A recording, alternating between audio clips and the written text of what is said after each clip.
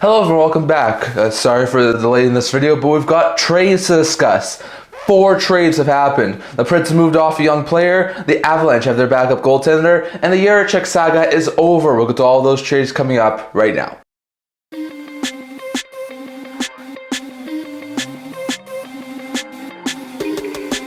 Hello everyone, welcome back to another video here at the Internet Hockey Channel. Before we begin this video, don't forget to like this video and subscribe down below. Thank you all your support when narrative help you guys. So if you haven't already, don't forget the subscribe button down below. Don't forget to comment down in the comment section below so we can all discuss today's video. In today's video, lots of trades to discuss. There were 4 over the past week that I haven't gone to, and a couple that happened earlier today. So we'll go to all of those here. We're going to start with the one that happened, I think it was back on Monday or Tuesday earlier this week. And it was an interesting one. The Pittsburgh Penguins acquired Philip Tomasino from the Nashville Predators in exchange for 2027 4th round picks. This was a decent move for both sides. We know the Penguins are trying to get younger, want some younger players. We know the Predators are also trying to get younger too, but Tomasino wasn't really working out in Nashville. He's on a 1-year deal with AAV of $825,000. He signed this as an RFA this past offseason. He's been bouncing around the AHL and NHL over the past couple of years.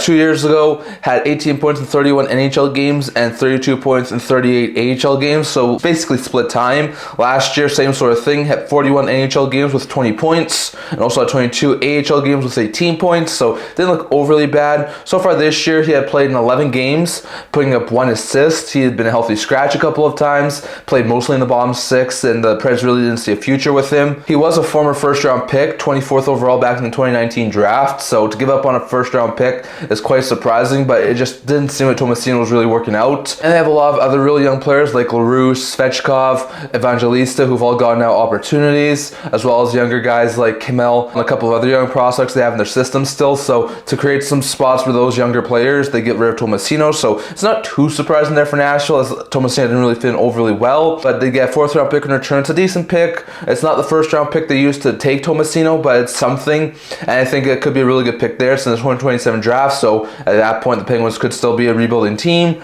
At that point they may be back in the playoffs, so I'm not exactly sure where that pick's going to be, but it's going to be a 4th round pick about 2 to 3 years down the road. So interesting note there, but the Preds do get a 4th round pick for Tomasino for the Penguins. He's already gone into 2 games of NHL action, putting up 1 goal. Hasn't looked overly bad in Pittsburgh. He's getting a middle-6 role right now in the Pittsburgh Penguins organization, so hopefully he gets a bigger role, gets some more playing time, can maybe turn out to be that solid player that a lot of people were expecting when he was taking the first round of the 2019 draft. So interesting move there. The Penguins get a young middle-6 forward who can really help them, maybe get a little bit younger, get a little more speed in their system, while the Predators get a 4th round pick for a player who they really didn't see a future with and who wasn't working out overly well in Nashville. So an interesting trade there, but the Predators deal Tomasino to the Penguins for a 4th round pick.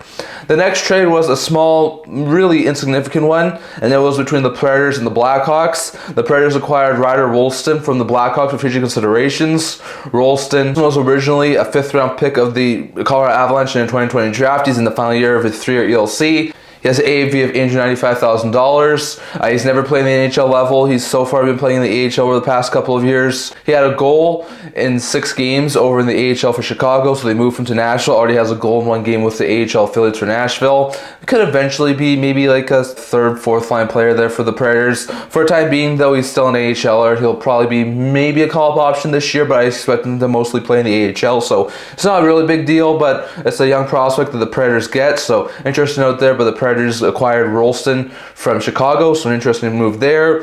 And then we saw 2 pretty big trades earlier today. First one was an interesting one that got the Avalanche their backup. The Avalanche acquired Scott Wedgewood, newly signed Scott Wedgewood, from Nashville in exchange for Justus Annnunen and a 2025 6th round pick. Now for the Avalanche's perspective, this is a little bit more certainty for them. It's a 6th round pick as their draft pick that they give up in this deal. It's not an overly significant pick for that team. And Annnunen, while he has been a good goaltender, is still on the younger side of things and still has hiccups in his career, so they want someone who can provide them more stability in net right now, and they believe that Scott Wedgewood can bring them that. Wedgewood, who's in the 1st year of a 2-year deal with the AAV of $1.5 million that he just signed this past offseason with Nashville, is going to now be Georgiev's new backup. Last year in Dallas, he had an okay season, picking up a 2.85 GA and an .899 save percentage in 32 games. The year before that, he had fantastic numbers in 21 games, had 2.72 GA and .915 save percentage. So far this year, he had not looked overly good in a bad Nashville situation, playing in 5 games, putting up a 3.69 GAA and 878 save percentage, but hopefully behind a little bit more of a structured defensive team and a little team that has a little bit more firepower than Nashville does at this point. Wedgewood can bring his numbers back up. Hasn't looked overly bad, but he just hasn't put up great numbers so far this year, so I do wonder if this change of scenery could really help Wedgewood. And it's not like he's just going to be a rental for the Avalanche. He's going to stay signed for this year and next year. So to give up Annnunen is really hard for the Avalanche, but they get a solid, stable goaltending backup for Jiricek for this year and next year. So that's a pretty good move there for the Avalanche. For the Predators, we know that Wedgewood was brought in to be their team's backup. It's the whole reason they moved Askarov in the offseason, which I think they're sort of regretting at this point, given how badly their season is and how good they could have used a guy like Askarov in their backup situation. But Annunen's a pretty good guy. Annunen's 24 years old. He got a little bit of a look at the NHL level last year, putting up 14 games of NHL action with a 928 save percentage and a 2.25 GAA. So far this year hasn't put up great numbers, 11 games of NHL action, a 3.23 GAA and an 872 save percentage, but there was a time earlier in the year where he was getting a lot more starts than Jiricek and was looking quite a bit better too. So Annnunen, I think, has a great future. I think eventually he could be a solid 1A, 1B goaltender. Could be a solid tandem guy. And I think eventually he could be a very fantastic backup for Saros. He could probably be the backup for Saros at this point in time, but I think he could grow into a very fantastic backup and eventually maybe even take over for Saros. He's got this year plus next year at $838,000 cap it, so it's not very expensive. And I think he'll be an RFA at the end of the deal. So interesting move there for the Predators. They also get a 6th round pick in the 2025 draft. They could move that to try and get some sort of a small upgrade. They could use that in this upcoming draft. They could also move it as part of a draft day deal. We'll have to wait and see what happens with that pick, but it's another draft pick in their pick cupboard. So interesting note there. So it's an interesting move for both sides. The Avalanche finally get the backup they've been looking for, and the Predators get a young goaltender who could eventually be a tandem guy and a draft pick in return. It's an interesting move there for both sides as the Avalanche trying to get their backup. And lastly, the Jiricek saga is finally over. Jiricek has been dealt to the Minnesota Wild. It's an intriguing deal that helps both the Jackets and the Wild. The trade is as follows. The Minnesota Wild get David Jiricek from the Columbus Blue Jackets in exchange. The Jackets get prospect defenseman Daemon Hunt, as well as a 2025 first round pick, 2027 second round pick, and a 4th round pick, which I haven't gotten the details on exactly what year it is. So interesting to note there, this is a massive deal. I think this is a fantastic move by the Blue Jackets, and it's a pretty good deal for the Wild too. So for Minnesota, they get David Jiricek. Jiricek's in the 2nd year of a 3-year ELC, has a $920,000 AAV deal, so he signed on a really cheap deal for the next couple of seasons. Pretty good move there for the Wild. Jiricek so far this year had an assist in 6 games at the NHL level before being sent down to the AHL. Last year had 10 points in 43 games at the NHL level. He looks like he's going to eventually be a solid top 4 defenseman, and I think eventually could be a really good player. Also has 2 goals and 3 points in 4 AHL games this year, so he's looking like a very fantastic player. Now in Minnesota, you have Faber, you have Spurgeon on the right side, so he's probably going to get 30 minutes at least to start, but I think eventually he may be able to take some time off of Spurgeon and be a top 4 defenseman. So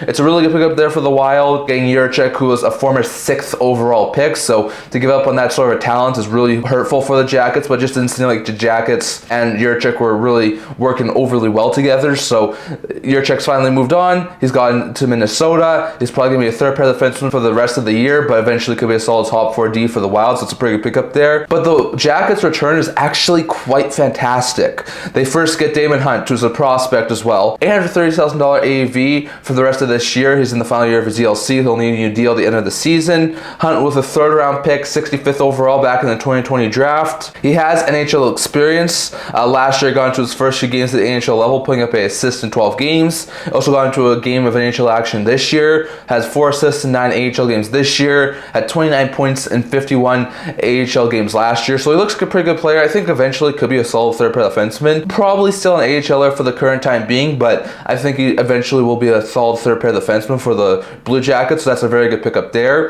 And then they get 3 draft picks. They get the Wild's first round pick in this upcoming year's draft. Now with the way the Wild have been playing this year, it's probably going to be a low end pick. Probably going to stay in the late 20s with the way the Wild are playing this year, but still it's going to be another first round pick that the Jackets have. And if the Jackets are still in playoff contention come the trade deadline, maybe they could try and flip that pick. Who knows? But they get first round pick. They get a second round pick in the 2027 draft, so that's a ways away, but it will be another extra pick that they'll get. And at that point, the Jackets might be a really good team, so they could use that pick to try and move off to try and get some sort of an upgrade eventually in the future. And they get a 4th round pick. Not sure exactly what year that is, but they also get a 4th round pick in this deal too. So it's an interesting move for these sides. For the Jackets to get Hunt, a 1st, a 2nd, and a 4th is really good value for moving a former 6th overall pick. But for the Wild, they get a current 3rd pair of defensemen who could be a future top 4 defenseman. So all in all, some interesting trades from the past couple of days. I'd probably say that the Blue Jackets win the Jiricek deal. I know Jiricek's a really good player, but that's an amazing haul for the Jackets to get for Jiricek.